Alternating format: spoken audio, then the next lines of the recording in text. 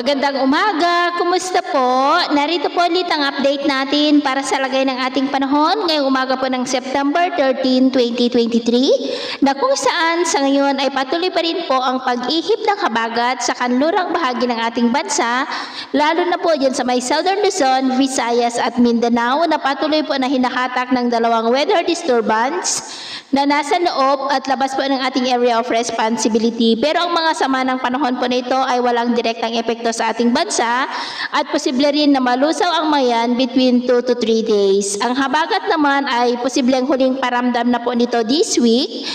At sa susunod po na linggo ay posible nang walang habagat at patungo na po tayo sa transition period ng amihan season. At sa atin naman pong long range forecast ay wala pa naman pong bagyo na nakikita na tatawid sa malaking bahagi ng ating bansa hanggang sa susunod na 2 linggo, pero posible pa rin ang pamumuo ng mga sama ng panahon at ang development pa rin ng mga ito ang ating babantayan.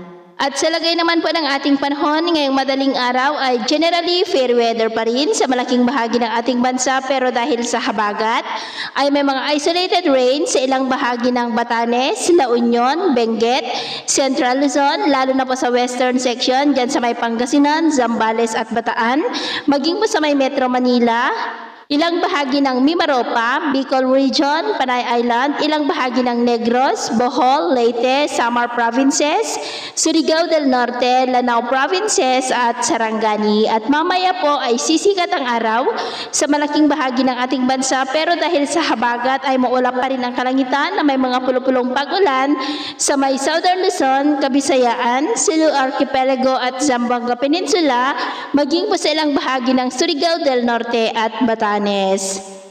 At mamayang hapon po, mas maraming lugar na muli sa ating bansa ang makakaranas ng maulap na kalangitan na may mga pulupulong pag-ulan at posible ang may kalakasan ng mga pag-ulan sa ilang mga lugar. Kaya kung lalabas po tayo sa ating mga tahanan ay ugaliin lamang po natin ang magdala ng kahit anong panangga natin sa init ng araw at proteksyon na rin po sa mga biglaang buhos ng ulan.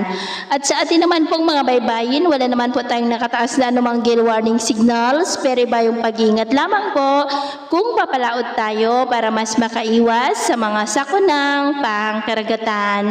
So, yun po ang latest update natin sa araw na ito. At ako po muli si James na nagsasabing, sa kahit na pagsubok po na darating sa ating buhay, huwag na huwag po tayong mawawalan ng pag-asa. Thank you and God bless!